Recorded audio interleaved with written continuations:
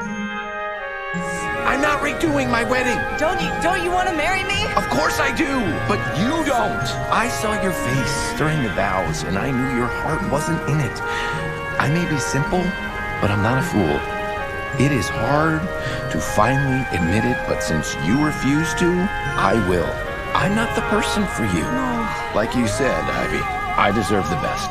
The Harley Quinn show was very successful, so they made a spin-off starring Poison Ivy's ex-fiance, Kite-Man, the golden retriever energy baby man who doesn't have any superpowers, but gosh golly he tries. After Harley and Ivy ended up together, Kite-Man dates Golden Glider, and everyone is on good terms, which means there's real estate for him to fly off to a completely different direction, and after a week of nothing but watching Harley Quinn, I'm actually all for it. This is now the hardest video I've had to write, not because I hated the show or it's particularly obtuse, but because it's just so fine. Funnier than a lot of other shows in this genre, but not as resonant as others. If Harley Quinn was like Fleabag with DC characters in terms of being a comedy drama that just really went there with its emotions, then Kite-Man is like Cheers. At least it's what I assume Cheers is like in a group of Frasier. It's about community who hang out in a bar. Kite-Man and Golden Glider buys Noonans because it's just so darn special to them. Chuck and I had our first date here. Who the hell is Chuck? Kite-Man. The entire cast is in fact made up of the regulars, including Bane, because he's around people that don't always make fun of him. That in itself encapsulates just how differently tuned the show is. There's still the charisma of this version of the DC universe where the sexiest villain awards exist, and there's emotionally brutal moments where things get real, but Kite-Man is a lot less mean and generally a lot less emotionally charged. Instead of being like a roller coaster, it's more like being in a minivan. You're gonna hang out with characters you like in a love story that's pretty simple, albeit very likable, in a world filled with funny twists on familiar DC sites, and it's in general a very smooth ride. But a smooth ride after a roller coaster is harder to remember than the roller coaster. I don't know, this metaphor makes me sound like such a moaner. Anyways, what's the actual plot? The first half of the show doesn't really have much of an overarching story. You just hang out with these characters in a series of individual adventures, so the pieces are discreetly set for the second half. There were two immediate themes I got immediately attracted to. The theme of community, of course, and the theme of parenthood. Golden Glider has mummy issues, while Kite-Man has daddy issues. Both characters are looking for attention from their absent parents. However, the reason why are very different. Golden Glider's mom, Rebecca Chen, fundamentally doesn't want any responsibilities involving her daughter. She's a free spirit who's kind of stuck at a certain age and also doesn't want to be around someone who doesn't have full control of her powers. She was in fact supposed to die, but due to time-traveling shenanigans involving the portal party, Rebecca is alive and doesn't want to end up like Glider's father. Listen, I just got out of the freaking pit, and I don't want to play mommy to some grown-ass kid. In contrast, Kite-Man's dad, Daryl Brown, doesn't hate the existence of his son, but just sort of looks down on him. He thinks his son is a pathetic loser with no superpowers, prospects, and is just too darn polite. As a result, what Kite-Man and Golden Glider are looking for is some form of bare minimum connection with their parents. Well, it's not even approval, but access. Would it kill her to say, thank you, or I love you? Rebecca would rather convert Glider's carefully organized mother-daughter day into a girlfriend's day, and Daryl actively dislikes the way his loving son tries to contact him. Chuck spent his whole life trying to impress you. God knows why. However, both parents have the same preference of rather hanging out with a child that's more like a friend, someone who can reflect their own juvenile ideal identity, than with their actual children. Mother-daughter day would have been a hell of a lot better if it was just me and Malice. As a result, the only moments where any connection can be experienced is when the kids are compromised. Daryl goes out of his way to spend time with his son when he becomes beast mode, and Golden Glider has to fold and get her nipples pierced, despite not wanting them. These parental issues also shows why Golden Glider loves Kite-Man. Unlike her father, he could never harm her, and he's more kind than even her mother. You know what? Maybe I don't need a mom. I have Chuck, and Chuck is enough. Kite-Man loves Golden Glider because she's appreciative and protective in a life where such support is actively stripped from him. This love then becomes what's pushed over the edge in the second half. Kite-Man and Golden Glider are on the run with the anti-life equation because Lex hid it at the bar. It's the last place anyone would look. As Kite-Man takes his experience as a douchebag to help Golden Glider overcome her anti-life equation possession, in the end, his plan to destroy the anti-life equation is to be possessed by it and then be killed, Exorcist style. However, Golden Glider just can't do it, so out of nowhere her mum runs off with it, escaping into Queen Fable's book that Martian Manhunter takes away. All that's left is Darkseid sharing a drink with everyone. What a truly epic saga involving love, community, and being a hero despite being a villain. Something changing your mind. baby. Let me know if you need another one. Compared to the Harley Quinn show, Kite-Man doesn't have a really great involving arc built into the season's overarching structure. We don't witness the main character transform from one person to another by discovering something new about themselves in the depicted circumstances. Instead, Kite-Man and Golden Glider just sort of stay the same, because the dramatic satisfaction comes from seeing them overcome temptations and mildly change the world around them. They're real warm and soft, thanks. The key word is mildly, because the show never really goes very far with this. Most of the dramatic weight from the main characters are confined to their relationships. The actual solution to the main conflict comes from Rebecca Chen coming out of nowhere to steal the anti-life equation. So I think the best way to go deeper into the show and analyze Kite-Man and Golden Glider's journey is to examine their temptations and how they overcome it in order to create a richer appreciation for the show that I liked as much as being in a minivan. Evil Kite-Man is Beast Mode, a douchebag monstrosity created by Kite-Man getting superpowers in order to impress his girlfriend's mom. You have no money, no prospects, and worst of all, no powers. Look, I'm not saying you're not right for Lisa. I'm saying you're not right for anyone. And evil Golden Glider is her sudden dependency on the anti-life equation to control her powers. Her selfish voice is also symbolized by a hallucination of her mother. So the chosen idea of study I want to unpack the entire show with is the topic of ideal self versus the ought self. If we view our identities as something we occupy, then this occupied space is subject to various pressures and references from not only other people, but from ourselves. The ideal self can be defined as the person we hope to be, a personal vision we manifest to regulate ourselves with, so we can be driven to achieve intentional change, desired accomplishments, or simply just have the energy to sustain your current ideal state.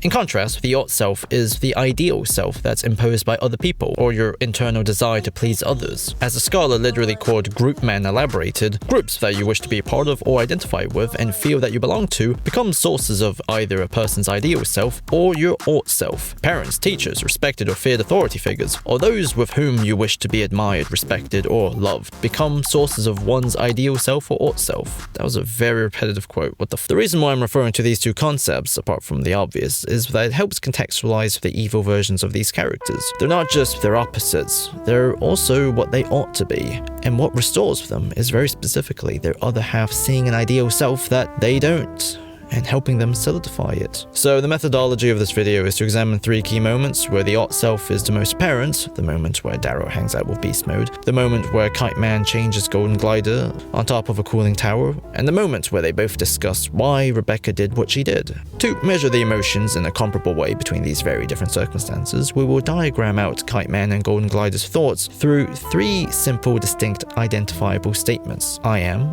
I want to be, and I ought to be, and then take the results and see how we can use to fully contextualize their conclusive scene together. Beast Mode is the antithesis of everything Kite-Man is. He's rude, he's entitled, and instead of taking every opportunity to help even the most minor people, he insults everyone he can. I like money. He is by nature basically everything Darrow prizes. The sort of masculinity where he's more happy that his son tried to rob him because it means his son isn't a pushover. You wouldn't understand the joy of seeing your firstborn throw a stranger through a window just for fun. However, under this persona, the real Kite-Man is screaming for help. He's been completely dissociated from his own body and actions, following a script that he opposes. This leakage then leads to Golden Glider to then find the master control to return Beast Mode off. The ought self here is comprised entirely of a cliché, a stereotypical meathead that Kite-Man believes he's inferior to. However, he's not entirely blind to his own original value, because prior to his transformation, following his heart, believing he deserves better, being proud of his personality, these were all parts of his sense of self that he's unafraid to outwardly carry. So who's the real loser here?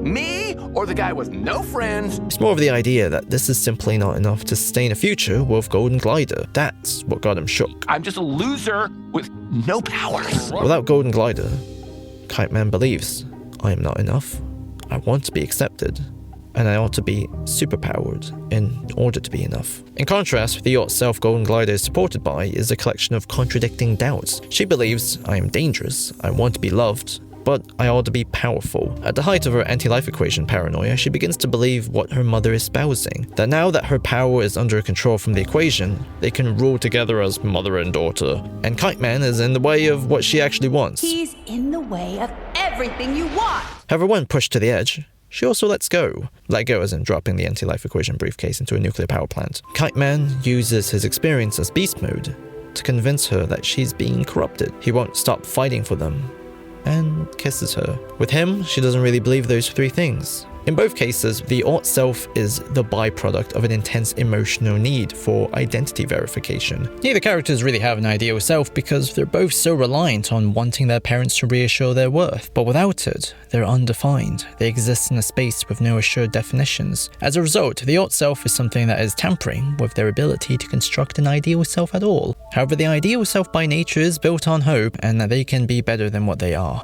There isn't an overt line in the show in reference to the ideal self, instead it's rather presented indistinguishable from the core self. The unconscious set of enduring individual characteristics that serves as the personal context that underlies the continual aspects of someone's identity. Your heart is your superpower, and anyone who doesn't see that is a huge D-bag who's getting their ass kicked by me. It's the theme which makes any vision of yourself coherent. A theme that through the love Golden Glider and Kite-Man have for each other, that it's raised from bleakness and becomes something that's worth sustaining for themselves. This is expressed and encapsulated by the interaction in the next scene. After all the stuff with the anti-life equation is sorted, Golden Glider confesses how she never could have killed Kite-Man, even though that was the plan. I know I said I would, but I also knew I couldn't. And then struggles to figure out why her mom did it. Was it either to save her or to get the anti-life equation? Kite-Man has an answer for her. If I had to wager, I'd put everything on to save you.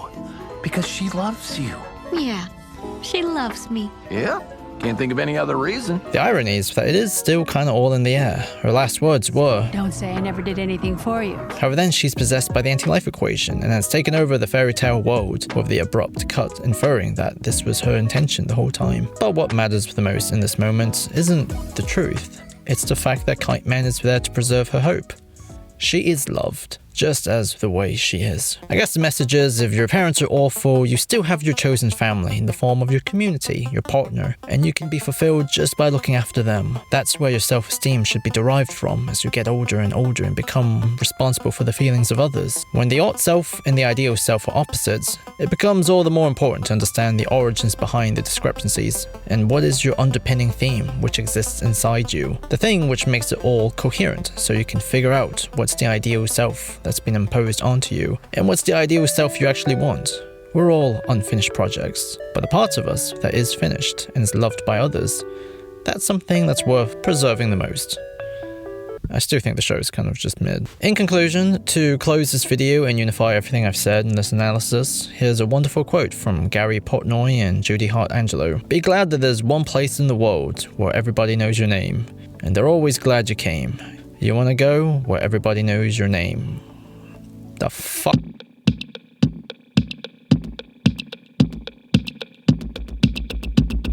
I am so confused right now, baby.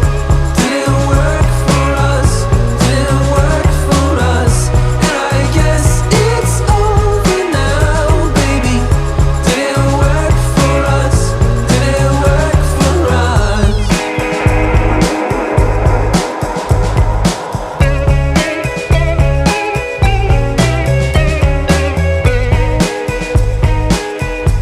So this was the Kite-Man video. I think I may have went too far with the Harley Quinn video when it came to spending a lot of time in the introduction, summarize everything, and revisiting the seasons with the analysis in the second half, because the idea was just to kind of keep going deeper and deeper, but I think I ended up making it kind of monotonous. So I controlled myself here and I didn't really spend so much time at the start. So let me know, what should I work on next? Static Shock or Teen Titans in terms of doing a multi-season video, because I think it's a good idea to do shows that lasted for about 2 seasons between the longer ones, you know, like Legion of Superheroes and Where the Batman. Anyways, special thanks to everyone on Patreon. You guys rule, and yeah, cool.